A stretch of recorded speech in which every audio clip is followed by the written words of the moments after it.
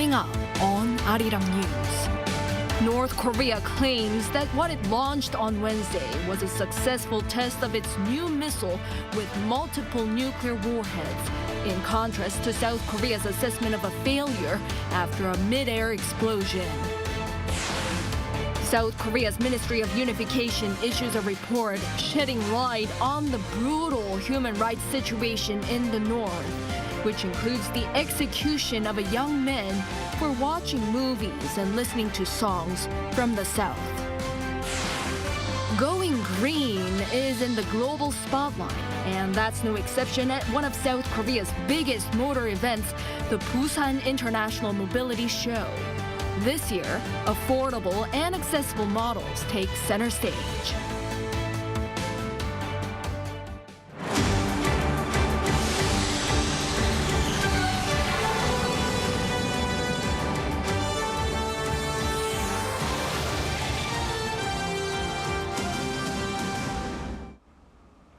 Good evening. It's 9 p.m. here in Seoul.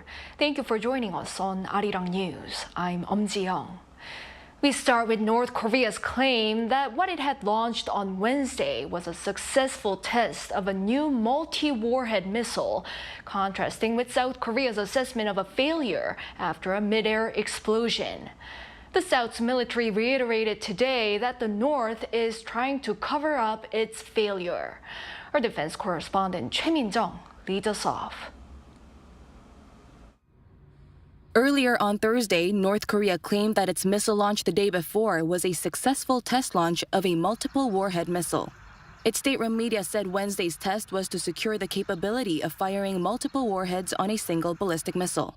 According to the regime, the separated warheads were guided correctly to hit 3 coordinated targets. The test was reportedly carried out within a 170 to 200-kilometer radius using the first-stage engine of an intermediate-range solid-fuel ballistic missile. Developing multiple warhead missiles has been part of the regime's 5-year development plan since it was unveiled in 2021, but it's the first time North Korea has publicly revealed any such test launch. South Korea's military, however, contradicted the North's claims, saying they are exaggerated and a complete failure. The missile launched by North Korea yesterday exploded mid-air in the early stage of flight. The North released some other information this morning, which I believe is merely deception and exaggeration. The Joint Chiefs of Staff said the missile flew abnormally from the beginning and exploded immediately. The most important thing is, multiple warheads are separated during the descent phase.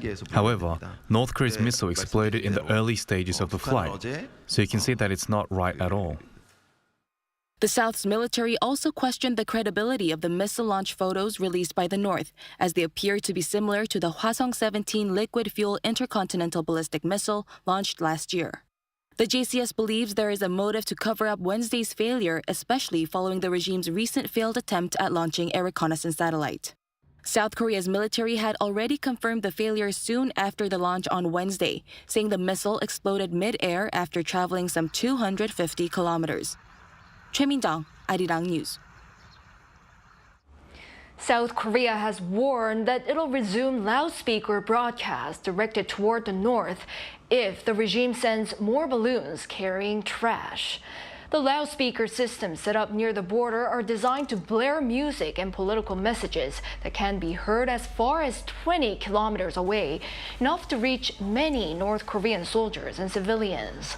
The warning follows the North's launching of more waste-carrying balloons on Wednesday night, the 3rd day in a row.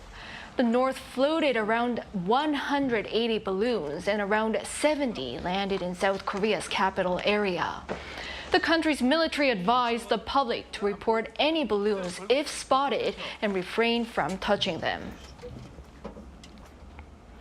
South Korea, the U.S., and Japan kicked off their first trilateral Freedom Edge exercise on Thursday in waters south of Jeju Island.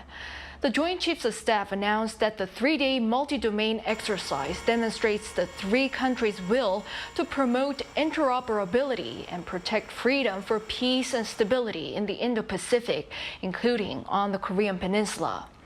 The exercise, using multiple ships and aircraft, involves ballistic missile defense, air defense, anti-submarine warfare, maritime interdiction, as well as defense cyber training. The defense chiefs of Seoul, Washington, and Tokyo agreed to launch the drills early this month in line with the agreement established during their leaders' Camp Davis summit last year. South Korea has warned Russia not to make mistakes that would lead to irreversible consequences amid the ongoing tensions between the two countries. In a press briefing on Thursday, Foreign Ministry spokesperson Im Su-seok warned Moscow that it should no longer be dependent on North Korea and urged the country to act responsibly as a permanent member of the UN Security Council.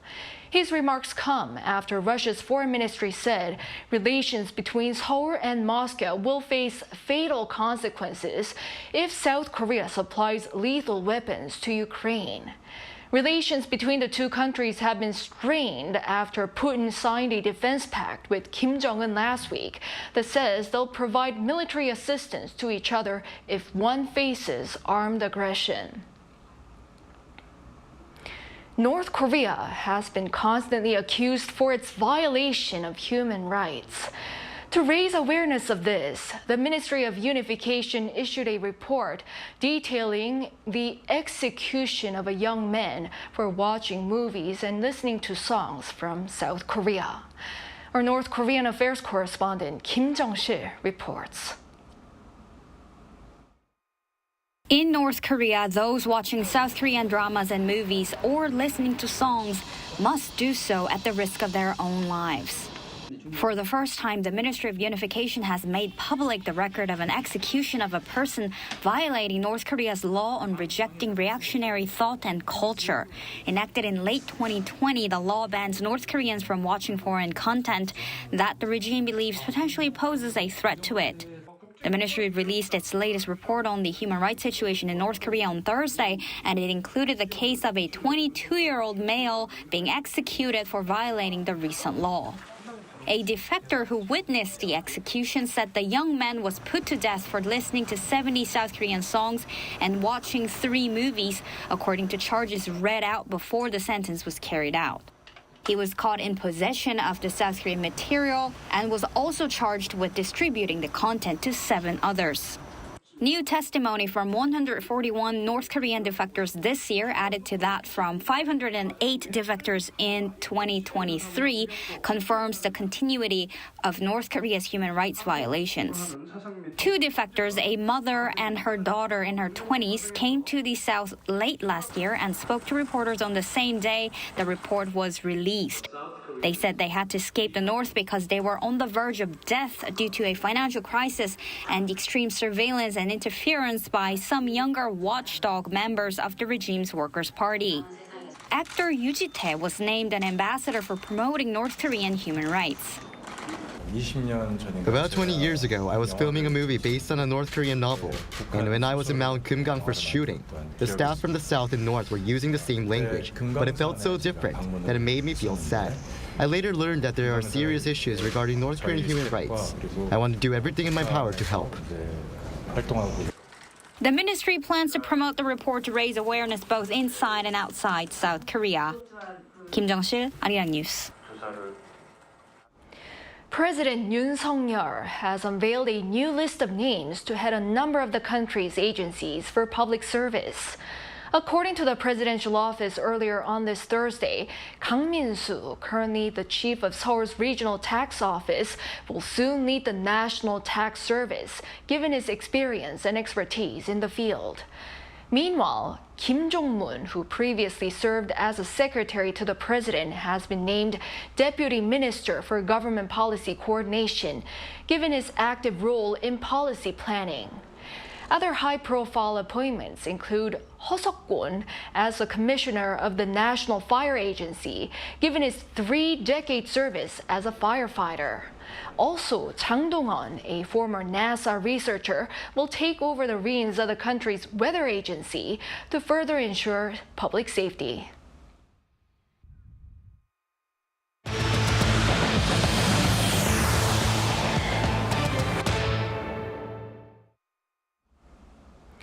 The identities of all 23 people who died in Monday's fire at a lithium battery factory in Hwasong have been confirmed.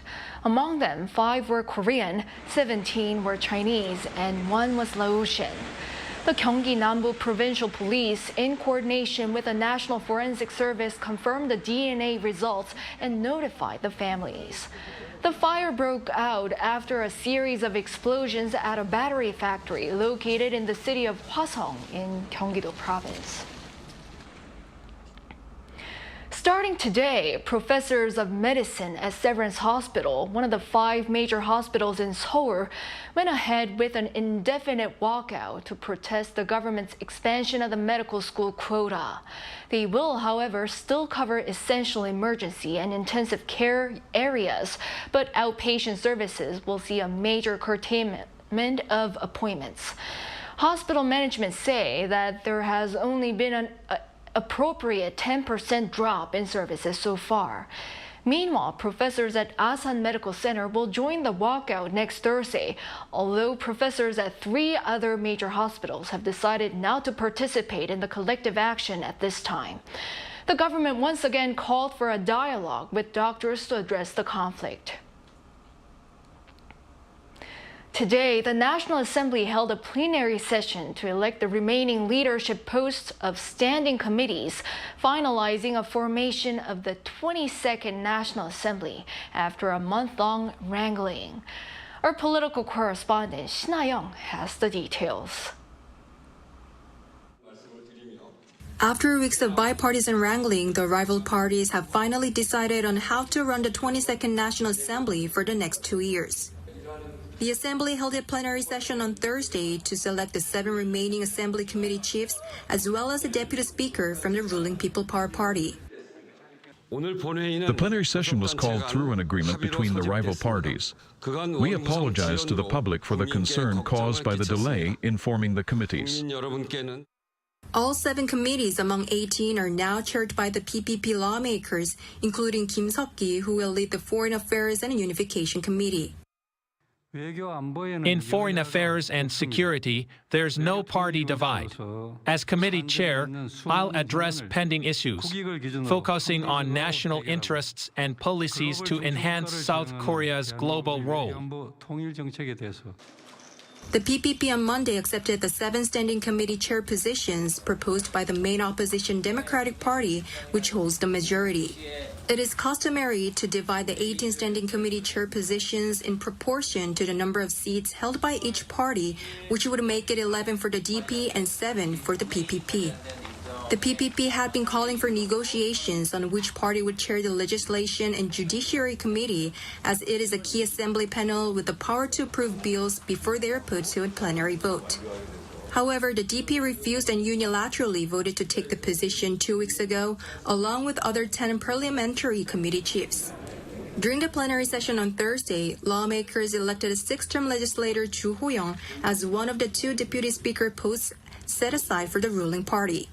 The DP's Lee Ha-gyun took on the position 3 weeks ago amid the PPP's boycott of the vote, which claimed that the session was held without a bipartisan agreement on its agenda.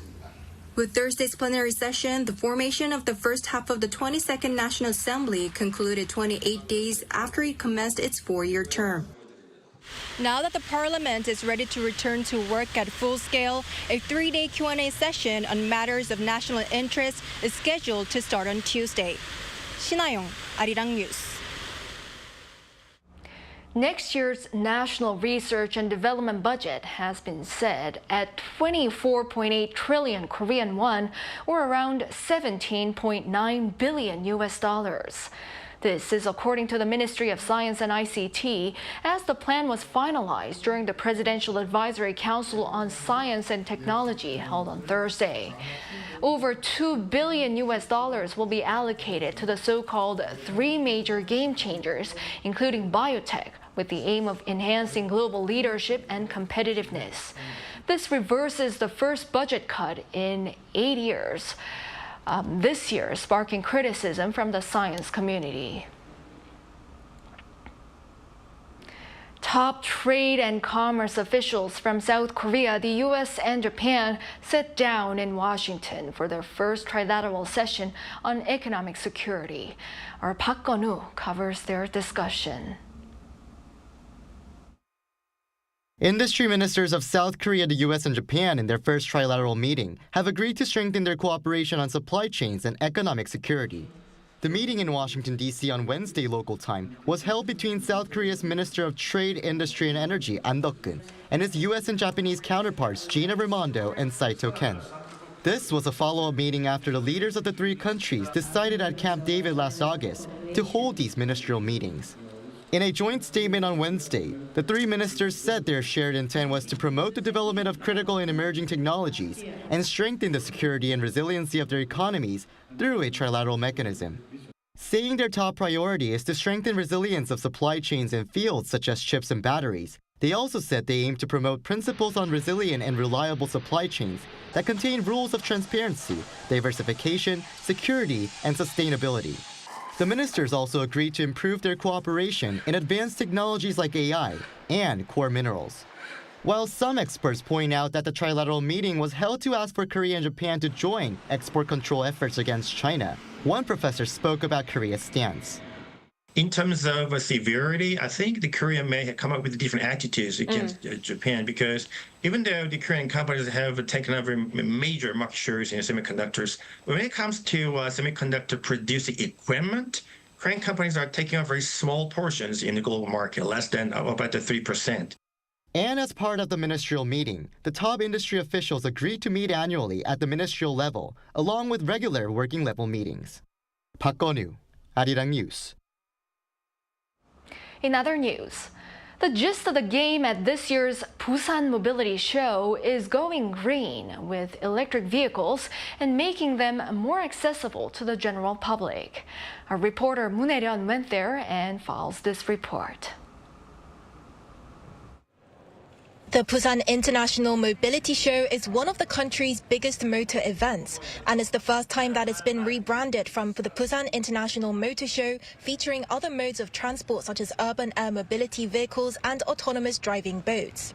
But cars remain in the spotlight, with several new releases on the press day prior to the event opening to the public on Friday. With electric vehicles becoming increasingly more popular, the new reveals at this year's show are centered around more affordable and accessible models, such as this car behind me.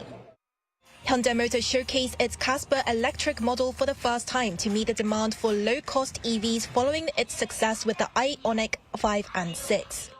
The popularization of EVs will only become possible if anyone can enjoy the various experiences that they provide easily and at a reasonable cost. So today we unveil the new standard for the EV era, the Casper Electric. Another car designed for the everyday driver is its new all-electric Mini Cooper, an electric version of its classic Mini Cooper model. Fitted with OLED display screens from Samsung Display, the British automotive brand has put a modern twist on its traditional circular dash that's also paired with voice-activated controls. Luxury vehicle brand Genesis Motor also unveiled its newly minted electrified G80, which features several new aspects that elevate the experience for both driver and passenger. A single button enables the driver to open and close the fuel door without needing to get their hands dirty, and the vehicle itself is bigger to give more room in the back. Due to the new design of the wheel, which made improvements to drag force crucial for EVs, the new electrified G80 can now go around 475 kilometers on one charge, nearly 50 kilometers more than the former model. BMW also presented its high-end cars, the new high-performance M4 model as well as the all-electric new iX2. But the scale of the Busan International Mobility Show has declined over the past few years, with the number of visitors falling by around 27% over the last 8 years, alongside a slowdown in the EV industry. Consumers are now familiar with EVs, so they know what they want to look for in terms of features and price. This means that there's more of a monopoly in the market where popular EVs are doing well and others aren't. With the event now focusing on more interactive booths as opposed to new releases to enable a more hands-on experience for visitors and showing other future mobility trends, eyes are on whether this could change the face of the show. Moon Hae-ryun, Arirang News, Busan. Now, on the cultural front, New York City's Times Square is known for its bright lights and bustling crowds, but it experienced something special on Wednesday local time. Traditional Korean music and dance took center stage, capturing the attention of those who were at the iconic landmark. Our culture correspondent Song Yu-jin reports from New York to explain what this is all about. Surrounded by giant billboards and towering buildings, the distinct sound of traditional Korean instruments being played, the gwangwari and taepyeongso, fill the air. Musicians not only play, but dance to their music. The stage? One of the world's busiest crossroads, Times Square. This is the National Kugak Center's Korean folk music performance, Pankut. This is my fourth time at Times Square, but it's my first time performing here instead of just sightseeing. It feels really special, and I hope that by performing in front of so many people today, we can help spread Korean culture. The show is a kickoff event counting down to the official opening of the New York Korea Center. Described by the Culture Ministry as a comprehensive hub of Korean culture, the Korea Center brings together the overseas branches of the Korean Cultural Center, Korea Tourism Organization, Korea Creative Content Agency, and the King Sejong Institute under one roof. Currently, there are 5 branches in Los Angeles, Shanghai, Tokyo, Beijing, and Paris. With just a day until the center's opening, the Culture Ministry partnered with the National Kugak Center for the Pankut performance to raise awareness and boost excitement. It was actually very cool and very unique. We never seen before, so we're just standing and kind of cool. It's something different, and people should know about the traditions because a lot of people, they are not familiar with the indigenous traditions, and also introducing something like that, it's really nice. Yes. So the stage is set and the excitement here is palpable, as you can see. All that's left now is the grand opening of the New York Korea Center this Thursday night here in Manhattan. Song Yu-jin, Arirang News, New York.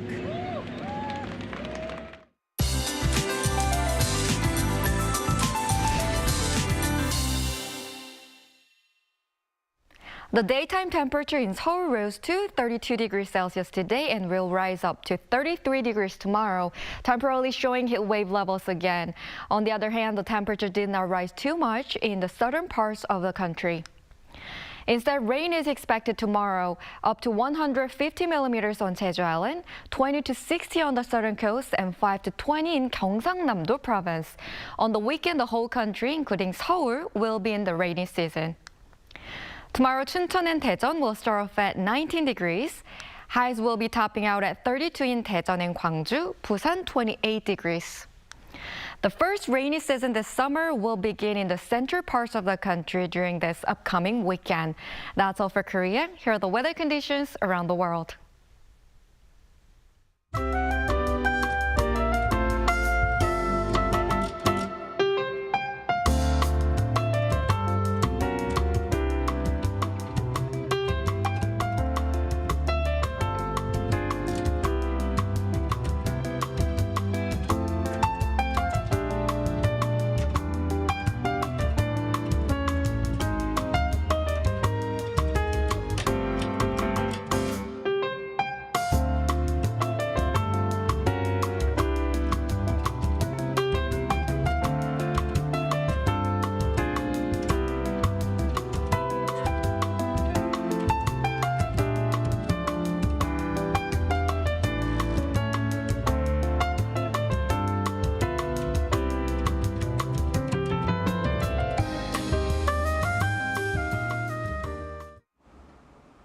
Well, that is all for this newscast. Thank you for watching. We'll be back shortly at 10 p.m. with the AI headline news. Good night.